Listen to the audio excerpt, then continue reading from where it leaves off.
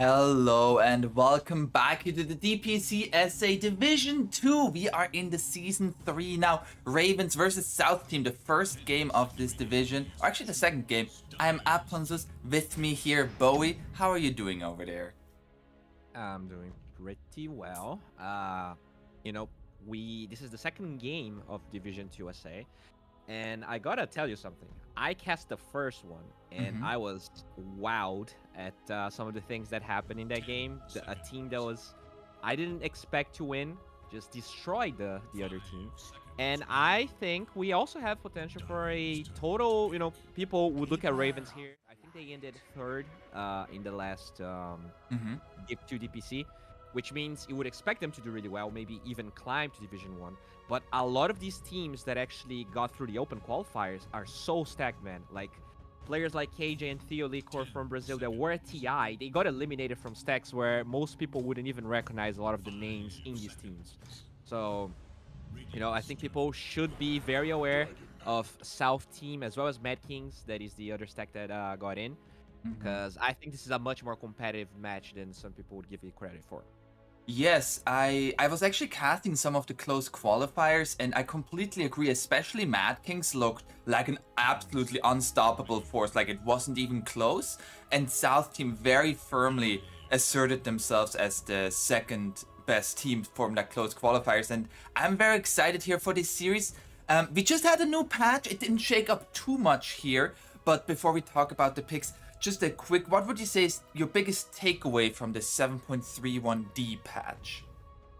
I think I would say that the games are just going to be much slower now. The BKB change is probably one of the biggest ones. So having 90 seconds of BKB just means more farm time overall. I Mm-hmm. feel like you either gonna have these very greedy playstyles where the carries just don't want to rush BKB, so it's because you don't want to force things just drag more, or a lot of the zoo meta was not nerfed, so I think we probably gonna have these two styles kind of fighting against each other until someone figures out what's stronger. Mm-hmm. So either like a lot of delaying, split push, coddles, just shoving the wave, and late game being very common, or a lot of push. So far, we don't see a lot of Zoo here. Dragon Knight, kind of a pushing hero, but not nearly as much as Beastmaster and the other ones. So yeah, I also feel like the South change is huge. I'm not sure how the carries or the teams are going to adapt, because in a way I saw, I think, Moon Meander. No, it was not Moon Meander. It was actually Mini from the old Apu Kings, talking about he feels like Warlock might just come back into the meta because having that free region is Mm-hmm. super powerful. But I don't know. Like, I feel like Warlock is such a passive hero, just such a weird hero. It's probably a support that you kind of have to pick in the second phase, not something you're gonna first phase. But we could see it here. I've seen a lot of players actually trying the hero out.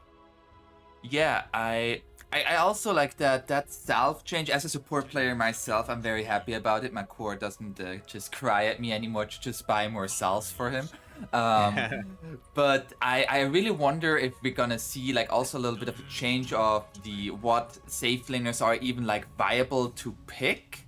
Mm. Um, so like because like you kind of need maybe more of a carry that is gonna go like an early helm, like a or the ring of health and then into a battle fury. So we're gonna have to find out here. Now of this draft here, Doom and Viper are gonna be the first two heroes for Ravens. I feel like they're already saying we don't wanna let South Team play a game because both of those heroes just take the fun out of the enemy.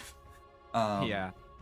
I kind of really like this opener because it is so flexible, right? Doom actually got very popular as a position 4 in the major, and can also be played as, mid, off lane.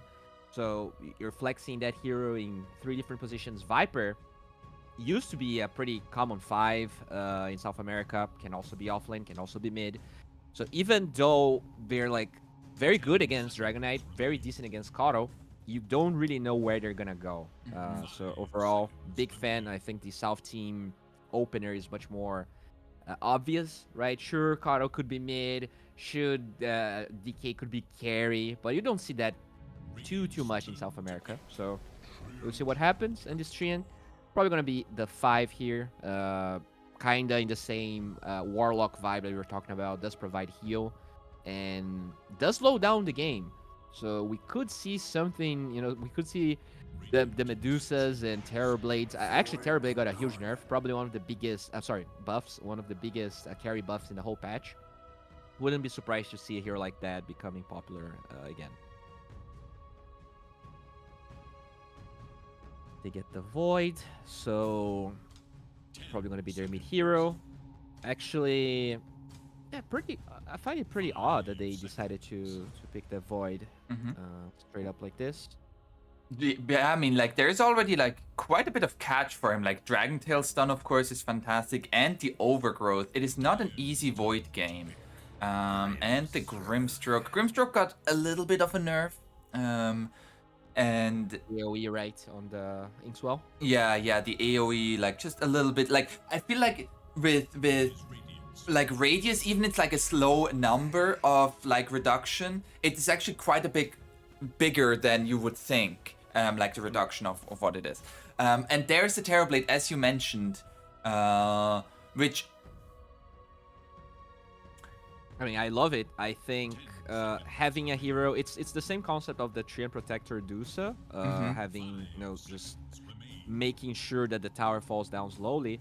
But when you have the Kato with the Terrorblade at the same time, it just makes this hero look much more impactful. Metamorphosis buff on his damage makes his lane a little bit stronger. So I'm assuming this is going to be a Doom Viper lane. I feel like Grimstroke usually, like if the Viper is off lane, you really don't want the Grimstroke to be with him because Inkswell. So you're either going to have Doom and Grimstroke in the same lane or you're going to have Doom and Viper. I wouldn't like to see Viper and Grim. I think it's a very weird, super weak lane. yeah. And they'll probably pair this Grim with a hero that can actually have some kill potential. So anything that either has a blink, like a Void, usually a very common counter to Terrorblade, should be banned though. But we have heroes like Anti-Mage, heroes like, I guess Monkey King also does have that mobility to use the Inkswelling lane.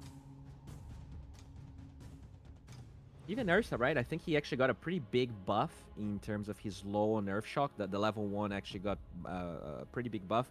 It's not great versus Terrorblade later on to the game, though. So considering how the patch actually changed the game, I wouldn't like to see Ursa just because I feel like that hero seems... Well, I might be wrong, but that hero feels like his window is going to be much shorter now with the way that BKBs work and with the way that the game might become slower.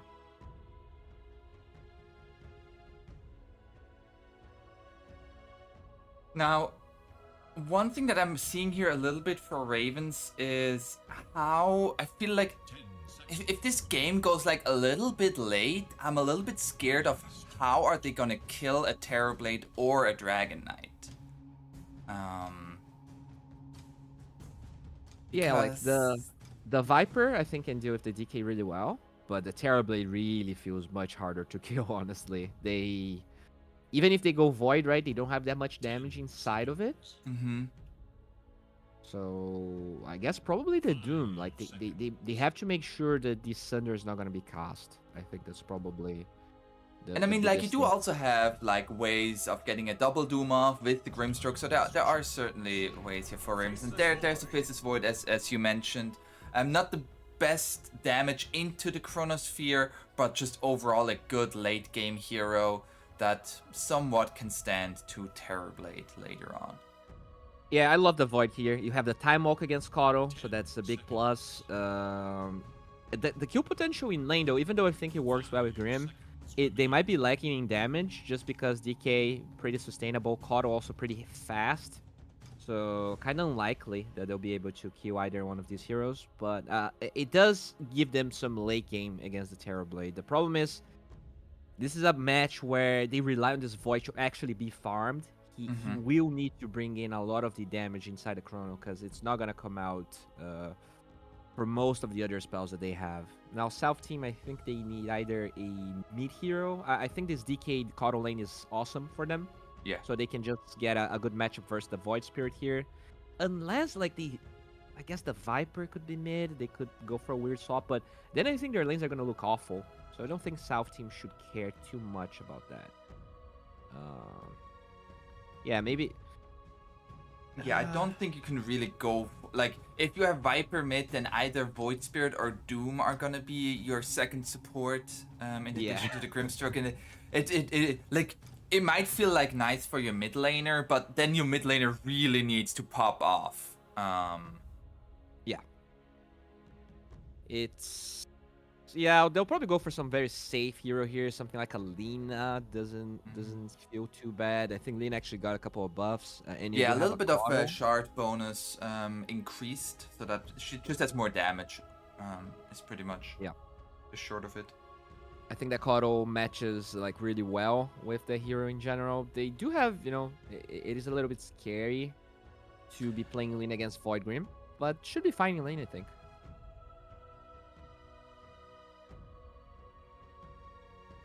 Yeah. What? So I'm a little bit surprised that one hero that was not banned and has not been picked at all is the Enigma.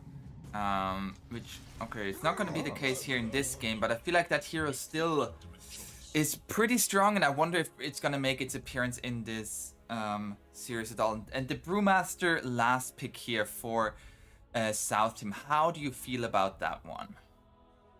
I mean, it is definitely a hero Hermit loves. Like, he's the micro god, so we saw the Visage being banned for his face. He loves to be, he's pretty much the South American 33 in terms of loving this sort of heroes. You do have, the spell for the Inkswell. That's pretty good. It's just a hero that kind of works similarly as the Dragon Knight. You're not gonna really be threatening lane at all. So they feel like having this Dragon Knight farm a fast blink is good. We did talk about how Void Spirit gets countered by the DK, and I think that is going to be more of an issue the fastest the DK farms the Blink Dagger. But I wouldn't mind to have the Dragon Knight. I would even say that I don't think this is the greatest last pick of all time, honestly. But it's fine. I feel like they're probably just going for comfort. And speaking of the Enigma you talked about, the hero is definitely still viable. Probably a little bit weaker as a support, just because you just made conversion even worse of a spell. So the longer you are, level 3, level 4, the hero looks bad. But as an offlaner, really good. Not sure if Hermit really loves that hero as much as, your Visages and Brewmasters, but we could definitely see it. I think it's that sort of Division 1 type of hero. I feel like the really good teams love playing that hero. Division 2, not sure how much we're going to see of it. Now, I will have to quickly disconnect and reconnect here, as I am stuck on one of the players' perspective, which sometimes happens with Dota in the lobby. Hey, now... You have to close Dota or just leave game reconnect? Yeah, apparently I have to close Dota. That's not great. Okay, just 1 second here. We will be right back. It's just gonna be 1 minute. We will be right back. Okay.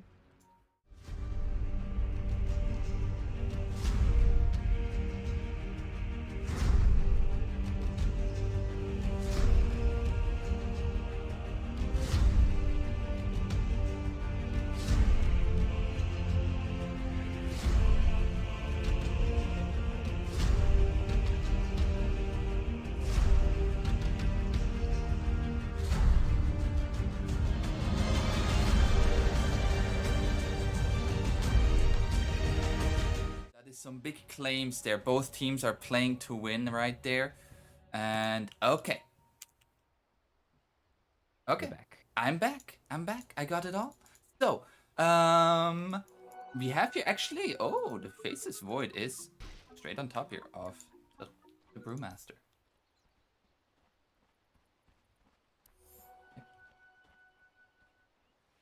And so it's going to be the Brewmaster offlane. I was kind of wondering if it's going to be Brewmaster mid or DK mid. With the Brewmaster against the Faceless Void Viper, I mean, like, I feel like it's just going to be, once Brewmaster hits level 6, it's going to be tough, right? Yeah, I would say so. Dude, I don't know what's happening, but my camera is still bugged. Oh no, that's Yeah. not good. Did Oh. you know Valve updates? Not quite did everything there. Oh, maybe that actually has something to do with it, huh? Anytime there's a Valve update, I swear lobby's getting like a new bug or some old bug is gonna reappear again. If you have to restart Dota, feel free to. Just have some laning stage. We see some laning, some lasting, and some denying. Yeah, I think it's just weird. I don't know what's happening. Like I have to click on the heroes to be able to move my camera, and only some of the heroes allow me to move the camera. It's really weird, but I'll make it work. It's okay. Can you press Yeah. like the numbers 1, 2, 3, and it goes to the corresponding hero? Nope. Huh, that is But I'm so. clicking on them, so you know. Okay. There's a workaround, I guess. Let's, we see Anyways. some laning shenanigans here from both Louis. One's like, no. Oh, he actually gets a range creep. That's quite nice for him. So that's Yeah, I'm gonna gonna be a get that. deny right there. Boop. Juicy deny right there. Yeah, this is I think this lane used to be much worse for the Doom just because he actually now has pretty decent base armor compared to the past, and he actually got the luckiest creep of all time Oh. into that ice armor. So Mhm. he is actually pretty Gucci. As long as he gets the boots, then the slow from the tree is not gonna feel as impactful, and then like he can pretty much just free farm in this lane. Which is kind of unfortunate. I feel like usually this lane from South team would be a little bit stronger, but they bought some time with the shenanigans. Once again, Dismar going for that pull. Oh, that is a pretty underwhelming Nature's Grasp from Treant, unfortunately. You hate to see it. And Yeah. and you mentioned during the draft a little bit. Terrorblade got quite a big buff there. That is like the metamorphosis, the bonus damage just like doubled at level 1. It's Yeah. now 30 bonus damage. It's really impactful. No, Metamorphosis was always like one of the biggest spells that you get. But it's not only for kill potential, right? You can also farm much faster. So wouldn't be surprised to see a couple of stacks and the Terrorblade eventually accelerating even faster than before. Especially having that Coddle. Speaking of him, he might be dead here. He's level 1. No bash though. No bash, Monty. Oh! Oh, There you go. in the end, Dot gets there and gets the first blood with that.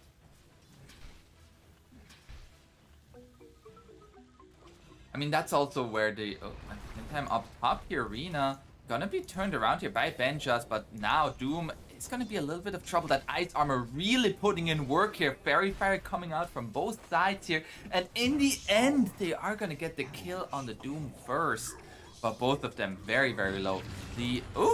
That was a nice stroke of fate there to secure the kill onto the Treant, but I'm pretty sure the Terrorblade wouldn't get that kill if it wasn't for the buff. He for attacked sure. like 5 or 6 times. I'm sure that 15 extra damage made a part in that kill. For It's sure. one of those small things, right? That Doom probably played that match a lot of times. And he's like, I'm sure I can get this kill, but I have ice armor. There's no way.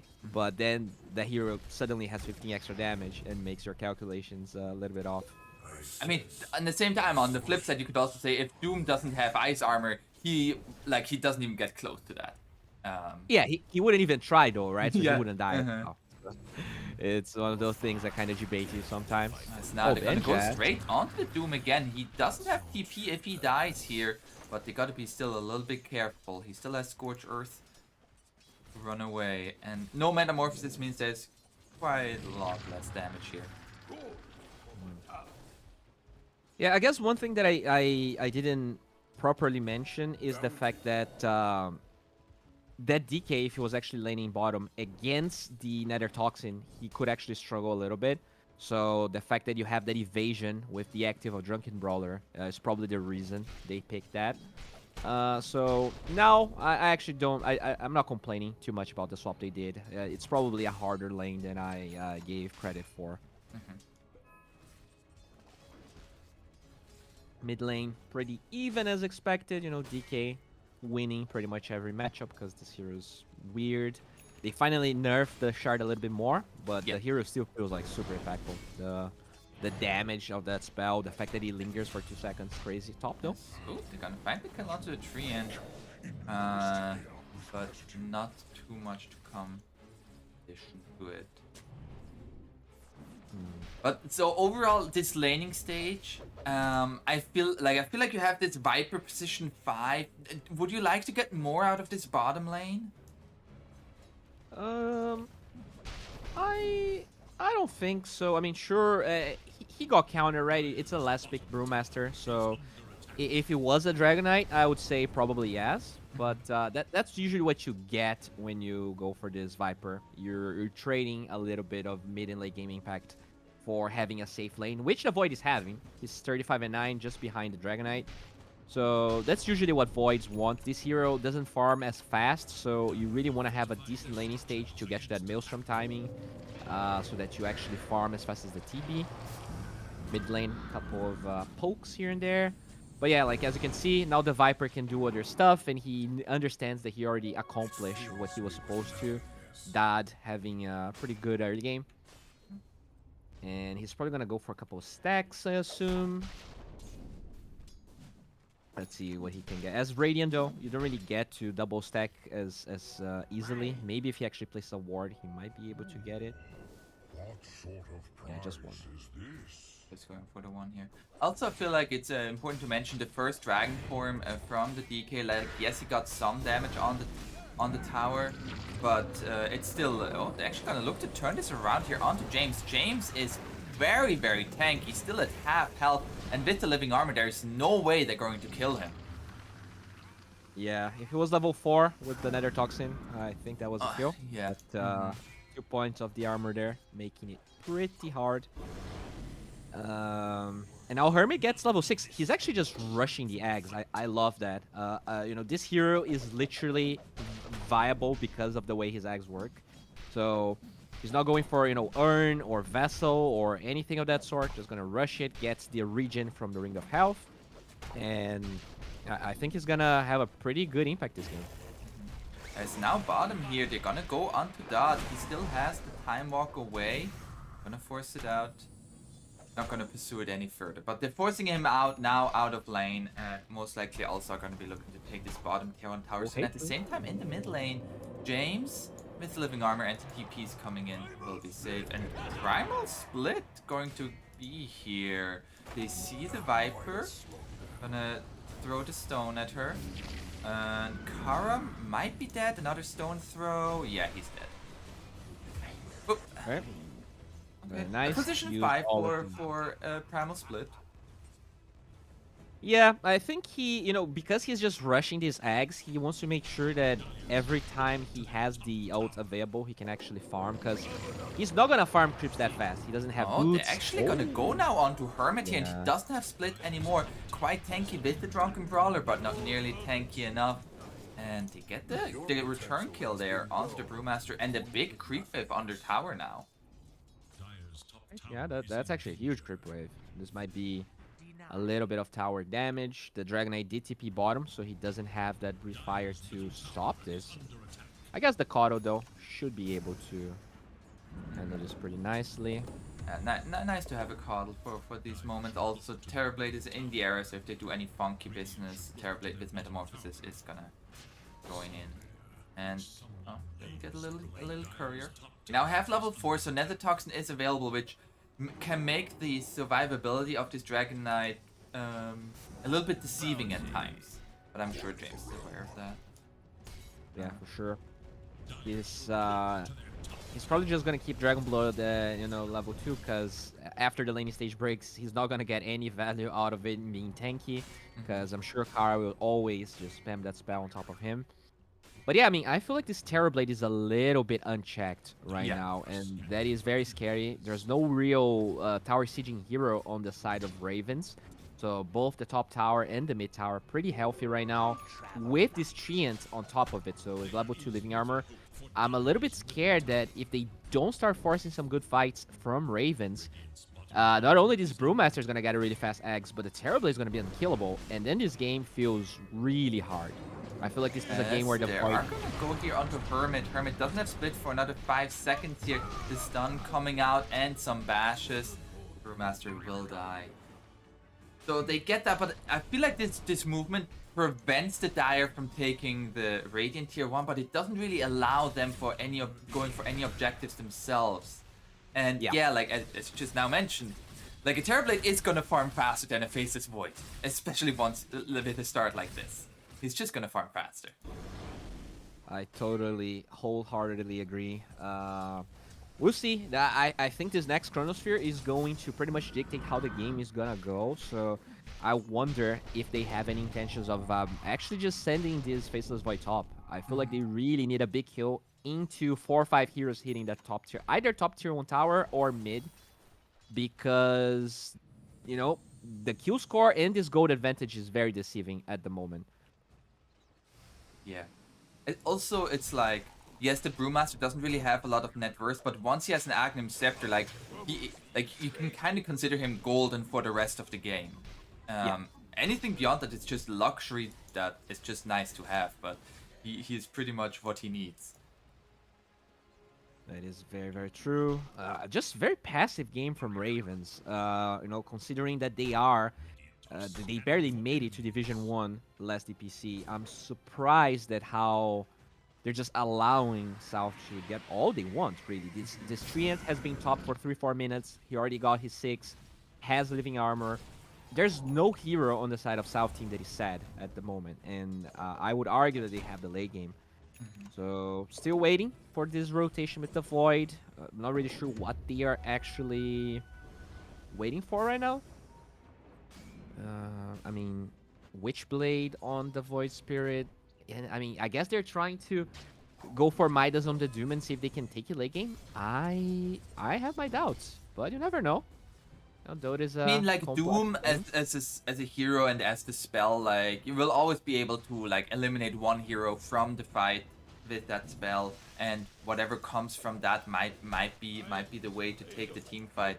As we have here a little smoke action, even with the Dragon Knight looking most likely into a tier 1 tower, and Kara, yeah, Kara is dead. But now with the Dragon Form, like that is an easy tower here for the Dire. And how is Radiant going to respond? Like the Faithless Void feels really nice in terms of carry matchup, but they have 0 heroes that are good at hitting towers. They do. They just rely on kills after kills to actually get those towers. And they are unfortunately very cooldown reliant with their heroes. But I do like this. The Void finally TP stop. I think that's actually a pretty late TP. This could even allow South to defend. But because all of these spells are up, I'm pretty sure South would just give it up. Oh, mid lane. Oh. Okay. I saw him like weaving in and out there, but yeah, the Overgrowth just catching him off guard there, and they get the kill. That is they're very still TPing in here on the Brewmaster. This tower is not dead yet. Okay, now it's gonna be falling. There's gonna be the split coming out. The Chronosphere misses. Oh no. And with that, Kara is gonna get gone, and that's gonna be a dead Viper. Doom is up in the air and now might be able to at least run away, but I mean that's now the cooldowns used on the Radiant side in the form of the Chronosphere. They lose a hero. At least they got the tower, you know?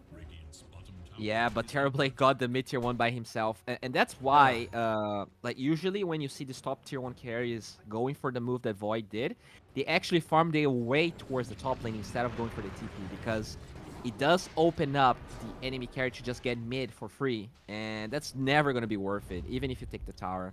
So, you know, the gold advantage and the kill score still very deceiving. I feel like South team is just getting away with murder here. They're getting everything they want. Look at this, 500 gold for the Ags on the Brew. It's such a dream game for Hermit. Yeah, and whoop, there's going to be a smoke. They want to disrupt this Terrorblade, but Lewis is exactly in position here. And with that, they're gonna get out. Oh, they're actually gonna get the stun out onto the Void Spirit. Do they have enough lockdown to keep him there? The Solar Bind is enough. They get the kill onto the Void Spirit again. Oof. Yeah, just very odd game. I feel like that 15, they went for Void Spirit in the 15, which is first pick of second phase. I I didn't like it, and so far I'm not seeing a lot of impact. I think they're really banking on this Inkswell plays with the Void Spirit, but I didn't really see Dismar playing around the Void Spirit as much as I would like. So we'll see now. Maybe if when he respawns, they'll try to go for something. They have this Witchblade. Yeah, there we go. They're close. So if there's a time for this play to happen, it's gonna be now. Yes, there's going to be the Inkswell into the silence, straight onto Hermit here. That they're gonna get rid of the silence here. Can they finish him off? There's the Doom used, and they get the kill onto the Brewmaster. You could say, was that Doom necessary? But if he gets that split off, you are in deep trouble. So I like the usage there of that Doom. Yeah, it's unfortunate because he missed the only reason they had to use the Doom was because the Aether Remnant missed. But you're right. Once it misses, you do need the Doom. There's going to be now the smoke here. It's going to be spotted by Kara though, and with that, Dot is going to be allowed to get out. Position 5's doing their work, but now, yeah, I mean, there's no Doom up. Oh, is Radiant going to stop this Roche? Yeah, I mean, even with Chrono, there's no follow-up damage whatsoever. They do have the Ags on the Brewmaster, so they are... Even though the game feels very even, right? Because this Doom just inflates the perceived impact of the Network of Ravens. I feel like right now, South team is like 2 times stronger. And there you go. They're gonna put these Aegis on the Terrorblade. I don't expect them to go for many aggressive moves. I feel like this is just going to be a farming Aegis for Reyna. And he just has, like, the world is his oyster right now. He's not afraid of anything. And they'll probably play this 4 Protect 1 style. They can definitely go for aggressive plays on the other heroes just because Ags has 2 charges. So I definitely want to use at least one of those. Yeah. And I mean, it really feels like right now, Dire, they can play with their 4 heroes and have Terrorblade farm anywhere else. And they can go for any moves that they want. They see the Faceless Void here. That would be a fantastic kill to start it off here, James. With the Elder Dragon form. But are they looking to defend this? They're keeping in heroes on the Radiant side. And that's going to be the jump forward straight onto James. With the Chronosphere onto 2, but the Blinding Light. Do they have the damage to finish off that Dragon Knight? He is going to get Aether Remnant here, and Dragon Knight is going to go down, but now there's going to be the Terrorblade. They catch the Doom here. He has a BKB. Is only going to be able to run away, though. It's now, oh no, Faceless Void going to be caught here, but with the Void Spirit jumping in here, gets the kill onto the Terrorblade. Not onto the Terrorblade, onto the Treant Protector, as the second split coming out here, but this is not looking that so good for South Team anymore. They're going to lose Monty as well, and Terrorblade, he is all alone apart from the Brewlings, and might just die twice here. Can he finish off Dot? There's gonna be the Sunder! The Sunder's gonna be there. Dot gets a Time Walk out, Time Walk's back in, and it's going to fall. That Time Walk back in. And in the end, I mean, that wasn't that bad for the Radiant. No, it wasn't. I think I was very scared for them, honestly. Yeah, I was like, this is Doom was not ready for Benjaz when he tried to defend, but his BKB actually allowed him to survive enough time, and he didn't even actually cast it. So, very bold. They recognize that without BKB on DK, they actually have the damage to kill inside Chrono. Kara is dead. And they're gonna try to turn this around here onto James, the Inkswell coming out, but there's gonna be even the Doom and the Deny not gonna be there by Lewis in time, unfortunately. And a 1-for-1 trade, but Doom on cooldown, which just means like how is Radiant going to take a fight now? But I mean, like, all 3 of their cores are farming. That's at least good here for the Radiant, and I feel like that's one thing that we might have a little bit underestimated, that like on the Radiant side there are like these 3 semi-cores that are all getting good amounts of farm. That's true. I also really like the mentality aspect. Like, Ravens, they actually decided to fight with the Aegis being pretty much just picked up. So you can see that they feel like they recognize their strengths and when they are strong. And they were actually right. The fight was much closer than I gave them credit for. So That's really good. They don't feel phased by the way this game is going right now. Uh, Kara, though, feels pretty Kara- phased. he feels pretty phased. Yeah. Things went south there. Mm-hmm. And yeah, with this dragon form alongside a catapult wave, this should be a tower, right? The Although chronosphere is up. James, he is in the mid lane currently. Okay, he's coming in, just pushed in that way. Already glyph forced. Yeah, this tower does not belong to this. Well, there's still an Aegis for another minute. I like that they forced this around the 1 minute mark because it's like, do you want to fight into an Aegis? Not really. But with the tier 2, you're going to lose the outpost control. The map is going to be much, much more open. I like the timing there that South team used for that play. Yeah, looks like they might even force a little bit more. I like this actually. Like they don't really need to yeah. commit for the tier 3, but you want to make sure everyone is forced back. You don't want this faceless void farming. And They might even just get a tier 3. Yeah. Okay. That's just a tier 3, I and the love Rex that are under play. assault here, but at the same time, Void Spirit going into the backlands, looking for the Dragon. Nice overgrowth there, but with the Soulbind keeping him in place here, the follow-up silence, that's going to be the Sunder and the Chronosphere connecting onto 2, as Rina is going to die a first time. That is just the Aegis, however, but he will lose his Dragon Knight for it, as now the Terrorblade coming back. He has a Scotty, he has a Metamorphosis, is gonna get doomed afterwards. However, is he gonna be able to man fight his way through this? The answer is going to be no, as the Void Spirit jumps in back and forth. And now Dire, they're forced to TP out, and they get a tier 3, but they pay heavily for it.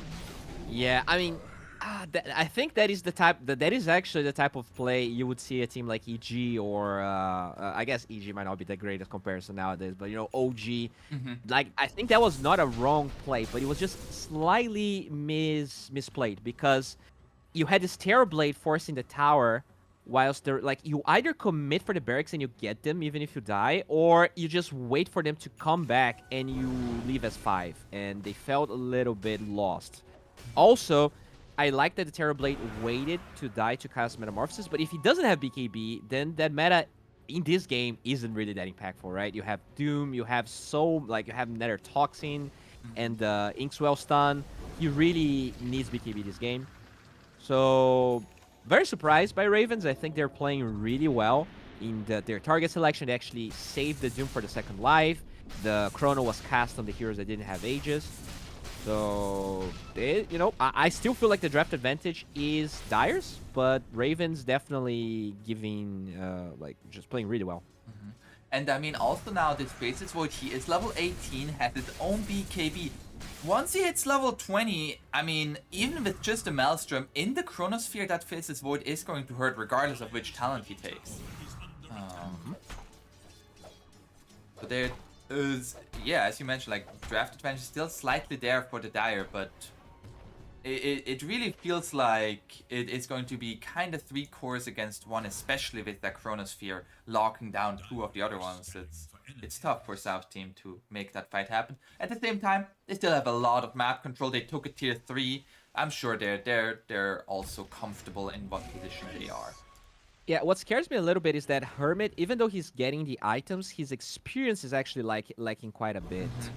He's gonna have Refresher, but he's not even close to level 3 Primal Split or the talents. I feel like his Brewlings before he gets to level 20 are kind of gonna become food, just because he's getting way too far behind in comparison to the hero like Doom that has that Midas going for the Shivas. So I would like to see him, surviving the next couple of fights just to make sure that he doesn't fall too far behind. Yeah. And yeah, that's it. Like the levels are very much something to keep an eye out here as well, because it is really like that's where there's a huge advantage actually for the Radiant side, just in terms of experience. Gold, just a 1,000 net worth lead. That's not a lot. It's not a lot. Yeah, that Void being level 19 is pretty scary, not gonna lie. Yeah, he's so that's close to level 20.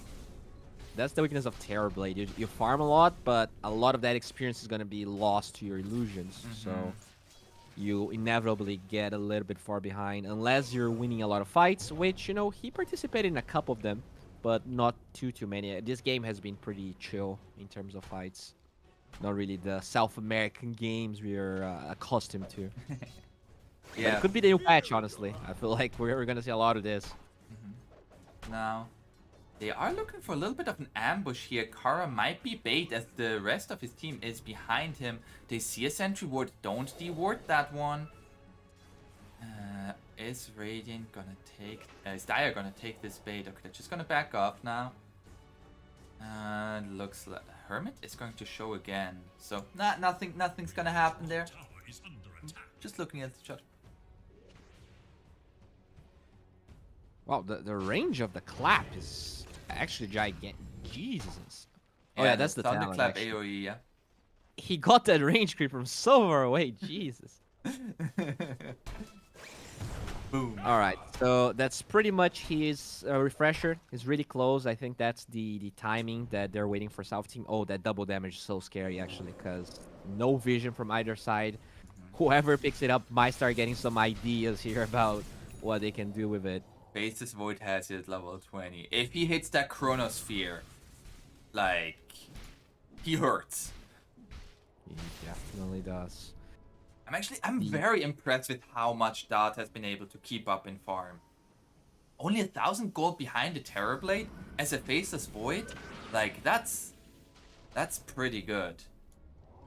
Yeah, he got a lot of farm. I also feel like that's the difference of having support like Viper instead of a Kato and a Tree. Those two heroes just like love farming a lot. And like if you just look at the net worth that the Kato has in comparison to the Grimstroke, that's probably farm that the Terrorblade could have farmed if there were no supports, just shoving waves.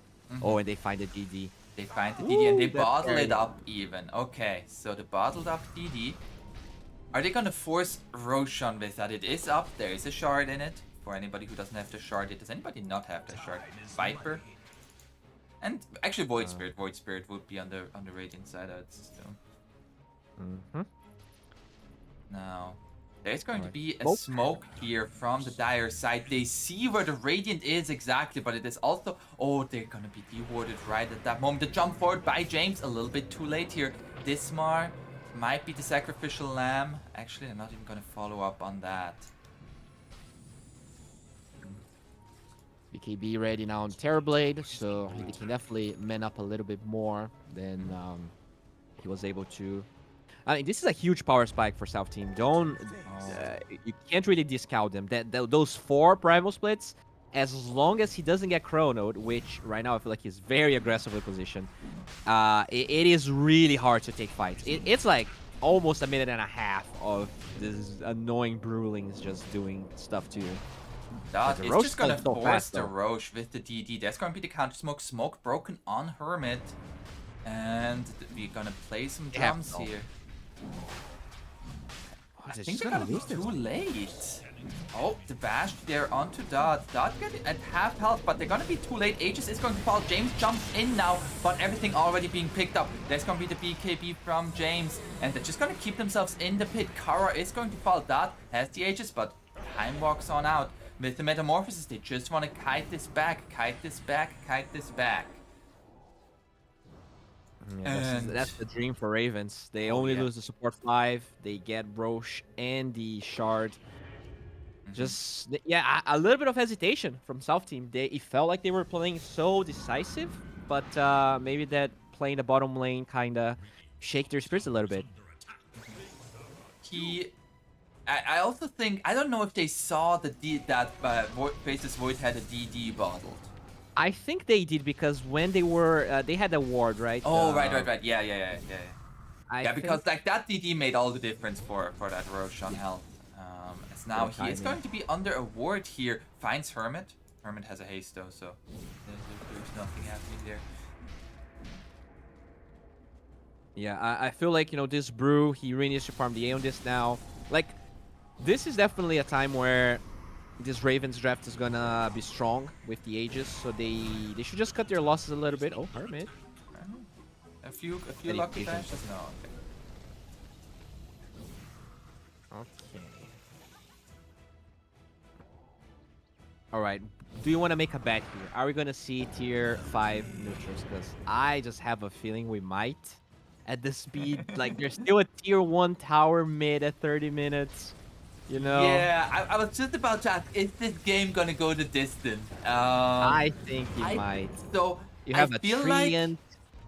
like what it could. Oh, there's going to be the jump here onto the Brewmaster here before we make our predictions. That's going to be the Bash. Hermit gets the split off, however, and with that, his Brewlings though die very quickly here. Dot jumps back as the lift up onto the Faceless Void. They find actually the Grimstroke. Grimstroke dismar his solo health. The Brewlings are not going to be enough. That's going to be the Chronosphere on the other side. Oh, the Sunder there from Arena. It's not going to be enough to save the Coddle though. They're going to find Lewis as well. And now there's going to be a Doom onto the Dragon Knight. Dragon Knight is going to die a third here. I And... jinxed this game. Ooh. Yeah, it was I think it was just a kind of a desperate play. The way that the Brewmaster, he just kind of dove trying to separate Ravens, but at the end of the day what happened is he's the one that can kind of defend the Chronosphere because he can break the Lincolns with the boulder and then just cast the tornado on the Void. Oh, speaking of that, Hermit Brewmaster. It's gonna be the Remnant. It's not gonna be enough damage. Shoop, jump through. Close, good. But so what I was gonna mention, it's very easy to say now that the fight has happened, is if Radiant wins any fight with like 2 or 3 heroes dead, I feel like they're gonna take easily 1, 2, or 3 towers, and suddenly the net worth is going to be swinging very hard in Radiant's favor. That being said, I still feel like if South Team, like if they get together, they get the smoke and they get the initiation, it's scary for Radiant. It is still very, very scary. Yeah, I think the play for them right now is just totally dodge these Aegis. Make sure that when you go for a fight, you have all the charges on that Brewmaster. They just need a fight on their own terms, but they're struggling to camp this. The triangles, all of their wards are getting taken out, at least like the ones where they want to be playing. And that really makes it hard for them to take any of these good fights. Once the Aegis is down, though, I think they're going to be more comfortable trying to posture like Ravens is doing right now, just cutting the waves. And that's why the gold advantage is starting to get a little bit out of control, because they're all stuck in their base. And, you know, it's the Coddle getting a lot of the farm, not Hermit. Like, Hermit's going to be surpassed very quickly by this Monty Coddle. And Hermit, he was just on a high ground there, acting as a living ward, and was actually not spotted. Fortunate for him, but I was a little bit scared. He has it level 18, so that's good for him. We have the level 3 ultimate, but we still need that level 20 for the Brewling's health. Like, they die pretty quickly. Mm-hmm.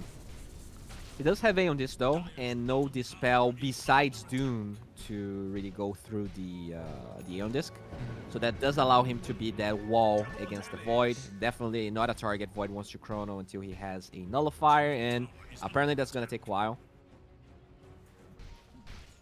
Now, we do have a 4-man smoke here from the Radiant, as that is going to TP on out now. He has a DD, that's going to be an Arcane Rune. They're going to jump straight onto the Brewmaster. He doesn't get any splits off, and there's going to be the Soulbind onto the Terrorblade as well, into the Silence. That is another kill, and that's now the Chronosphere onto Dragon Knight.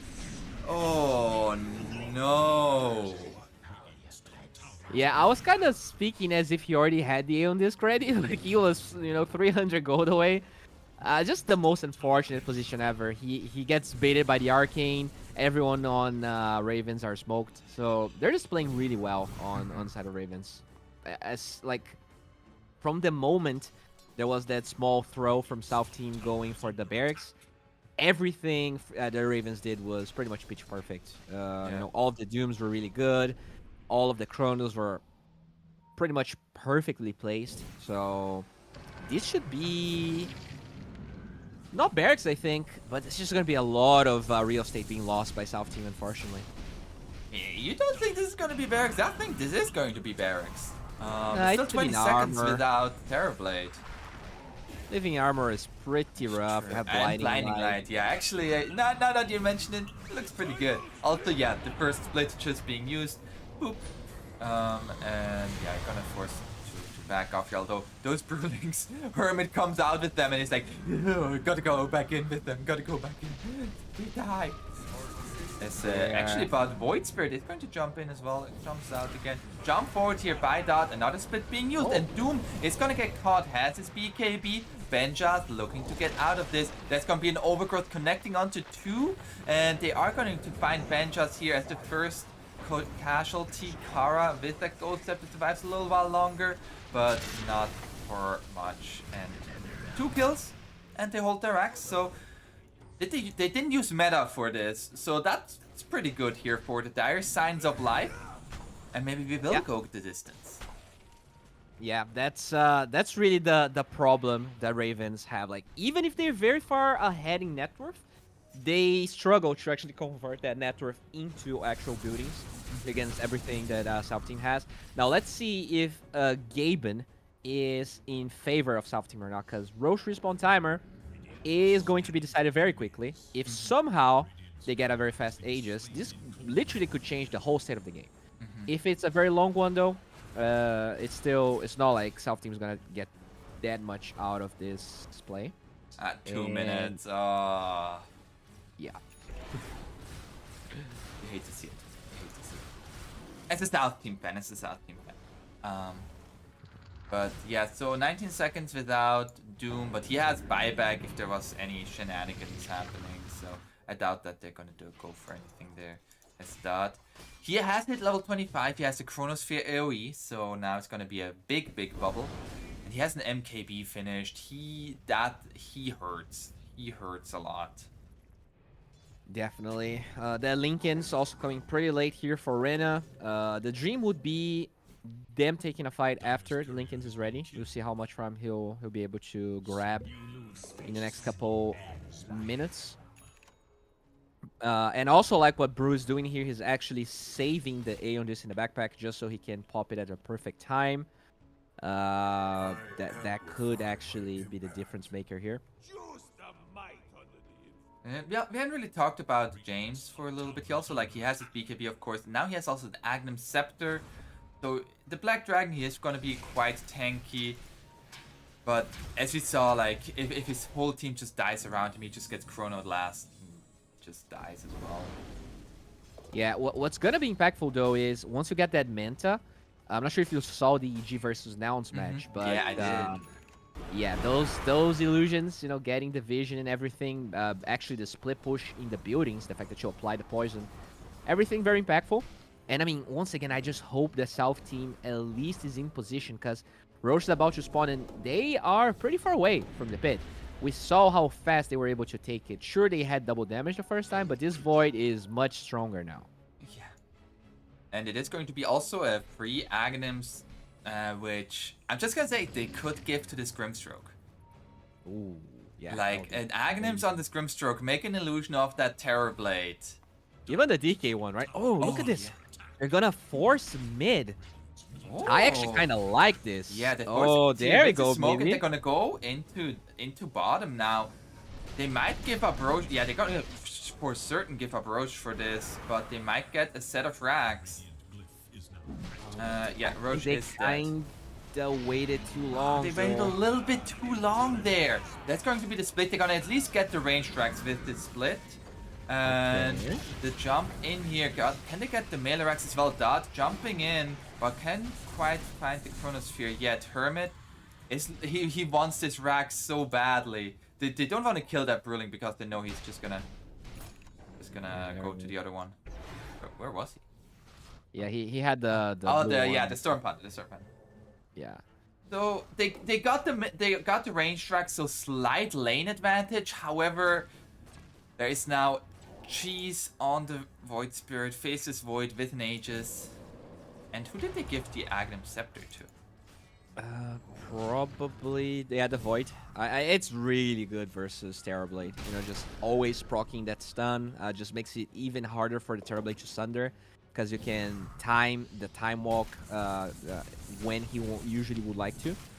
I'm just gonna say, Typical core players. Typical core players. Oh, Cotto. You gotta be careful. Yeah, we were just Oh. watching the chase here. That's gonna be the Glimmer game. He's out. But yeah, I mean, it is very good on him. Faces Void. Yeah. So I'm actually confused now. The Terrorblade, he actually, so he had the Lincolns the whole time, and his courier died. So I think that's why they decided not to take that fight, because he was scared that he wouldn't really fight well if he gets doomed. So I didn't really notice exactly when the courier died, but that has to be the reason, because even though like they kinda took something out of it, it's not ideal to go for that play, because I feel like they have the tools to contest Roche. Very unfortunate, but it is what it is. You know, they thought this was the best play. I don't think it was terrible, but it definitely could have been a little bit better, unfortunately. Yeah, if they... I mean, it's so tough to say, like, with bird vision, it's very easy to say, oh, you can't just go for the Roche, for the barracks. They're all in Roche. But, I mean, Dire doesn't know that. They operate with zero map vision around the Roche pit. They don't know if it's at 10% or at 80%. So, but now, with an Aegis, with a cheese, Dot is knocking on the front door and asking, hey, anybody home here? Yeah, Satanic Satanic now finishes. gets ready. Yeah. That overgrowth's not gonna feel nearly as impactful, unfortunately. Yeah, that's they're gonna clear out the wave actually, and the wave has also been skipped by Hermit. So there's now the backdoor protection coming in shortly. They're doing as much damage to it as they can. But They're of still course, pushing living mid here armor. with the illusions. That's pretty good. Yeah, and they took the tier 3 in the mid lane. Yeah. For this. So, and now they jump forward here onto They're Viper. separating. Some TP'd out. And now Kara gets a Ghost Scepter of Dot, trying to get away as well. Kara is going to be the first casualty. Dot farming it up. Can he get out of this? Timebox goes in onto the Dragon Knight. Jesus, he died so quickly. He's supposed to be tanky. Oh, and there's going to be the buyback now from the Viper just to hold off the push. Yeah, Okay. just to make sure that they don't lose this melee racks in this bottom lane. So Yeah, that's a position 5 life. You know, you're of course like, okay, I have this aggressive position. I don't want to lose this, so you better buy back for me, okay? Because I don't want to TP. yeah, And he is forced to do that. But he's happy. He's gonna get a lot of farm out of this. In terms of Aegis duration, there's still like a minute, so it's not that much. Surprisingly, South team actually holding this. that's gonna be the Hex. Oh, a Hex coming out. Oh, this Keeper has a full Hex. Yeah, he is far more farmed than Hermit. Ooh. And that's wait, that's gonna be the lift up. That might just be the Aegis here. Oh, if they time it properly. Ooh, so close. I actually love the way they're playing this. They're really delaying this game much more than Yeah, and another Hex coming out. And yes, they're gonna lose the tier 3 for this. Jump forward here onto the tree and gets the blink away. And now the Rax under assault here. Dot is still firmly planting himself, but Aegis out in 15 seconds. You gotta be careful. They might just jump you right as it expires. But melee Rax is going to fall. Actually, living armor going to be there. He didn't finish the melee Rax. He did not finish the Rax and now has to back off. As now they're gonna jump here onto the Faces Void. The Hex coming out once again. The Metamorphosis is going to be used to split into the back lines. And Radiant has to get away. No racks being taken, and a very, very tense situation here between those two teams. Meta that does get used though, so Yeah, very they're gonna go for odd. it. Smoke. They still have half meta duration. Ravens finds the Void Spirit here to dissimulate out. And oh, the Dragon Knight is going to jump here. There's the BKB Soulbind coming out. Ben just gets a double doom onto both of them. With the BKB, Rina still just fighting back here. Looking to go onto Curry. There's going to be the Chronosphere though by Dot. Going straight for that TB. And TB is dead. Goodbye. Oh, the retreat game was so good there from the Radiant. Yeah. And yeah, even the Aeon Disc is not going to save you. All right. I mean, a much closer match still than I think a lot of people would give credit for, but Ravens definitely showcasing, what they probably learned in one season of DPC. They definitely play like a team. Overall, their decision making, besides the laning stage that I felt was a little bit too passive, like once it mattered, they were always together. The way that they're using their spells, they're not like casting Doom inside the chrono. They use one spell, they use the other one. They bait a lot of movements. Just very nicely played.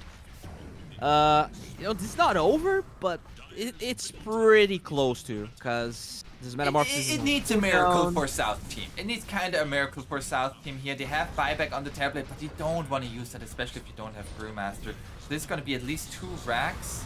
And potentially even Megas. Jump forward there by James. Actually, the Viper might die. Has a Ghost Step. That's just going to turn this around onto James here. He's trying to get away. Oh, he just goes into the Ancient. Can't get hit there. But with the Doom, he will still fall. Okay. Terrorblade is up. Terrorblade is up, but no Dragon Knight for 2 minutes. And that's a dieback on him. Not looking very bright for South team, unfortunately. Really, I'm very surprised with, I mean, obviously it's Banjas. He is by far the player with most experience on the side of Ravens. I feel like he actually carried a lot of his fights. His Dooms, his positioning, the items he went for, just rushing BKB instead of Blink. Everything felt really, really good. Yeah. I still have my doubts about this Brew pick. Like, I understand it's comfort for Hermit. I felt like he wasn't super impactful. Like, in the beginning, when he actually got that super fast Ags, it was great. But then he felt like he was never even showing in a lot of lanes, because he still has, like, no boots, right? So he felt scared, and he fell behind a lot in terms of levels. So even if he had the Ags, he still didn't really feel like a hero, just because the Brewlings died so quickly. Yeah. As now with the Lincoln's dot just jumps on forward here. They want to get the Megas. They want to secure a safe game here. Yeah, it's going to be the jump forward into the Chronosphere onto 3, including the Terrorblade. Oh no. That's pretty much game there. Like there's no position 1, there's no position 2, there's no position 3. And yeah, there's GG's call, and very well played there by Ravens, but also a very strong showing there by South team, which kind of like, for me, this game 1 says there could be a very close game 2, because like just a few small adjustments there from South team, and this is a very different game. Yeah, definitely. It was, it's one of those games where if South team plays that bottom barracks taking a little bit better, this could have been a totally different game. Still, we can't take anything away from Ravens. I felt like they made this Viper look very impactful, even though like he never Especially really later. Like I feel like during laning stage it wasn't that impactful, but later it got very, very impactful. For sure, he was always where he needed to be. Sure, he has 10 deaths, but all of those deaths, like he was protecting Dad, breaking smokes. He was actually positioned really well for a couple of those Dragon Knight Chronosphere kills with the Nether Toxin early on when they didn't have that much damage. So very nicely played. Want to see what South team can do into this next in the second game. I still feel like this could easily be a BO3, but Ravens definitely showcasing why they were third in the DPC 2-2. Yes, so let's see how it's gonna go in game number 2 after a short break, and I'll see you there.